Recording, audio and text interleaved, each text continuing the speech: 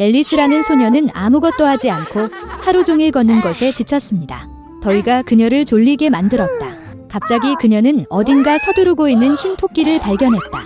소녀는 자신에게 말을 걸고 시계를 계속 바라보는 것이 이상해 보였습니다. 호기심으로 타오르는 앨리스는 토끼를 쫓아갔고 주저없이 그 구멍으로 뛰어들었습니다. 내부에는 깊은 우물이 있었고 그 벽에는 책잔이 늘어서 있었습니다. 앨리스는 매우 천천히 넘어져 모든 것을 제대로 볼 수 있었습니다. 우물 바닥에서 소녀는 다리가 3개인 유리 테이블을 발견했습니다. 그 위에 작은 황금 열쇠와 일종의 병이 놓여 있습니다. 앨리스는 열쇠로 문을 열려고 했지만 너무 작았습니다. 주위를 둘러보면서 그녀는 작은 문을 보았다. 그것을 열고 웅장한 정원에서 신을 발견하기 위해 앨리스는 테이블에서 병을 마셔야 했습니다. 몇 모금을 한 후 크기가 줄어들기 시작했습니다. 소녀는 너무 빨리 줄어들어 테이블에서 열쇠를 가져갈 시간이 없었습니다. 그런 다음 그녀는 바닥에서 마술 파이를 보았습니다. 앨리스는 한 입 먹자마자 빠르게 위쪽으로 성장하기 시작했습니다. 소녀는 너무 자랐기 때문에 다시는 소중한 문을 통과할 수 없었다. 앨리스는 너무 많이 울기 시작하여 그녀 근처에 거대한 웅덩이가 형성되었습니다. 그 순간 그녀는 흰 토끼를 발견했습니다. 소녀는 그에게 전화를 했지만 서둘러 장갑과 부채를 떨어뜨렸습니다. 앨리스는 그들을 집어들고 그녀가 어떻게 줄어들기 시작했는지 보았습니다. 그 이유는 마술펜이었다. 앨리스는 자신의 눈물 웅덩이에 빠졌습니다. 그녀가 해변에 던져졌을 때 소녀는 다시 토끼를 발견했습니다. 그는 앨리스를 하녀와 혼동하고 즉시 새 장갑과 펜을 사러 집에 가라고 명령했습니다. 소녀는 명령을 수행하기 위해 달렸다. 토끼의 집에서 그녀는 호기심을 참지 못하고 병에 담긴 액체를 마셨다. 이로 인해 앨리스는 엄청난 비율로 성장하여 집 전체를 빠르게 채웠습니다. 그녀는 파이 덕분에 수축할 수 있었습니다. 이전 치수를 되찾은 소녀는 달아났습니다. 곧 그녀는 커다란 파란 애벌레가 앉아있는 거대한 버섯을 보았습니다. 앨리스는 키의 지속적인 변화에 대해 그녀에게 불평했습니다. 애벌레는 소녀에게 버섯 한 조각을 먹으라고 조언했습니다. 앨리스는 조금 먹었고 마침내 정상 키로 돌아왔습니다. 그리고 그녀는 계속되었습니다. 갑자기 앨리스는 집을 보았습니다. 안으로 들어가서 소녀는 부엌에 있었고 그녀는 그녀의 팔에 오는 아기를 안고 공작 부인을 보았다. 거대한 고양이가 바닥에 앉아 귀에서 귀까지 웃고 있었다. 공작 부인은 앨리스에게 채셔 고양이이기 때문에 웃고 있다고 설명했습니다. 갑자기 고양이가 사라지고 아기는 눈물을 흘렸습니다.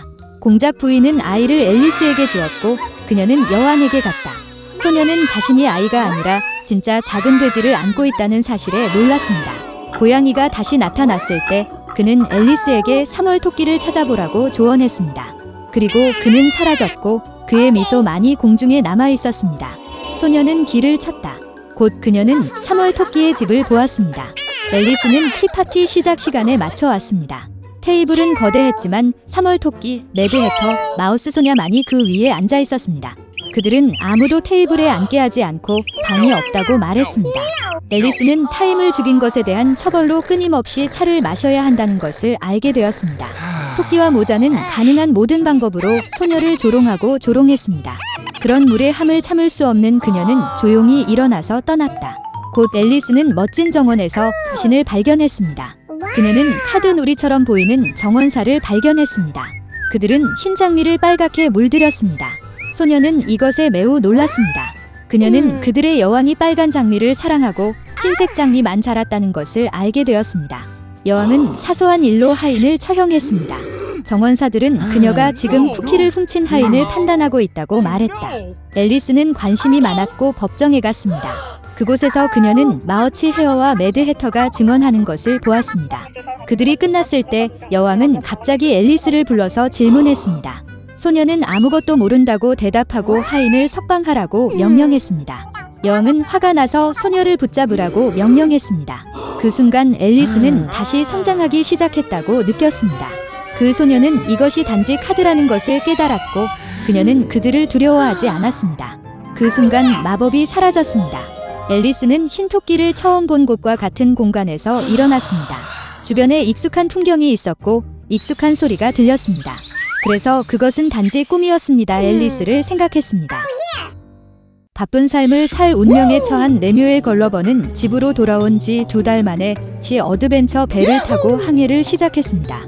그러나 배가 마다가스카르 해협을 통과하자마자 폭풍이 그것을 덮쳤다. 강한 돌풍이 배를 미지의 땅으로 옮겼습니다. 선원들은 땅을 보고 그것을 조사하고 깨끗한 물을 모으기로 결정했습니다. 걸리버는 선원들과 함께 해안으로 내려갔고 선원들은 섬 곳곳에 흩어져 있었습니다. 물을 찾지 못한 걸리버는 해안으로 돌아가기로 결정했습니다. 그러나 그가 바다에 접근하자마자 그는 선원들이 그를 버린 것을 보았습니다. 그들은 그들을 쫓고 있는 거대한 거인으로부터 완전히 항해하고 있었다. 겁에 질린 걸리버는 섬 내부로 돌진했습니다. 그는 귀가 큰 보리밭으로 달려가 거인의 땅에 있다는 것을 깨달았습니다. 걸리버는 쉬기 위해 앉았다. 그러나 숨을 쉴 시간을 갖기 전에 그는 자신을 밟을 거대한 발을 발견했습니다. 걸리버는 최대한 크게 비명을 지르기 시작했습니다. 그리고 거인은 그를 알아차렸습니다. 그는 걸리버를 손으로 들고 열심히 살폈고 작은 남자를 주인 농부에게 데려갔습니다. 농부는 걸리버에게 말을 하려고 했지만 그의 목소리가 너무 커서 작은 사람이 귀를 듣지 못했습니다. 그런 다음 주인은 걸리버를 집으로 가져왔습니다. 집에서 농부의 가족은 저녁 식사를 준비하고 있었습니다. 작은 남자는 거대한 쇠고기 조각과 빵이 놓여있는 탁자에 앉아 있었다. 그러나 걸리버가 빵을 떼어 내기 전에 농부의 아들은 빵을 거꾸로 잡고 흔들기 시작했습니다. 그는 걸리버를 장난감으로 착각하고 입에 넣으려고 했습니다. 그런 다음 아버지는 큰 소리로 아들을 위협하고 작은 남자를 더 조심스럽게 대하라고 요청했습니다. 나중에 농부의 9살 난 딸은 걸리버를 위해 침대를 만들고 옷을 꿰매고 거인의 언어를 가르쳤습니다. 소녀는 걸리버에게 난쟁이 위를 의미하는 그릴드리그라는 이름을 주었습니다. 그는 그녀를 유모라고 불렀습니다. 걸리버는 다른 거인들 사이에서 큰 관심을 불러일으켰고 농부는 돈을 받고 박람회에 그를 보여주기 시작했습니다. 그러나 빈번한 공연은 걸리버의 건강을 약화시켰습니다. 그러자 농부는 그 작은 남자를 행복하게 여왕에게 팔았습니다.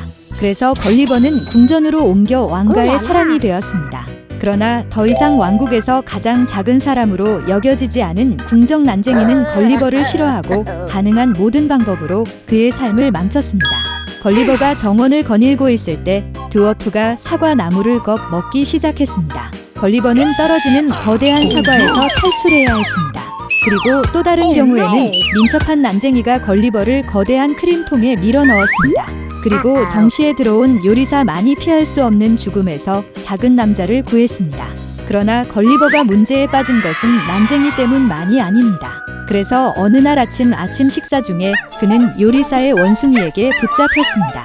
새끼처럼 그녀는 걸리버를 흔들기 시작하고 그를 지붕으로 끌었습니다.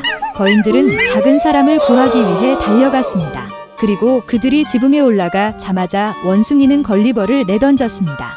다행히 그는 대상포진을 잡을 수 있었고 안전하게 구조되었습니다. 일반적으로 걸리버의 왕국 생활은 행복했습니다. 그는 종종 그녀의 여행에서 여왕을 동반했습니다. 그들은 심지어 그를 위해 특별한 여행 상자를 만들었습니다. 한 번은 그런 여행에서 하인이 걸리버와 함께 상자를 바다로 가져와서 작은 남자가 신선한 공기를 즐길 수 있도록 했습니다. 하지만 걸리버의 머리 위로 그림자가 깜빡이기 시작했습니다. 과거를 날아다니는 바다 독수리는 상자에서 먹이를 발견했습니다. 그는 부리로 가슴 뚜껑의 반지를 잡고 걸리버를 바다 위로 옮겼습니다. 어느 시점에서 새는 상자를 풀고 포로가 넓은 바다에서 진을 발견했습니다. 걸리버는 탑패치를 거의 열 수 없었고 손수건을 흔들며 소리치기 시작했습니다. 마침내 그는 배에서 발견되어 나가는 것을 도왔습니다. 그래서 모든 모험 끝에 걸리버는 다시 영국으로 돌아왔습니다. 오랫동안 그는 정상적인 크기의 물건과 사람에게 익숙해지지 않았습니다. 걸리버의 아내는 그가 미쳐버린 것을 두려워하여 남편이 여행에 대해 생각하는 것을 엄격히 금지했습니다.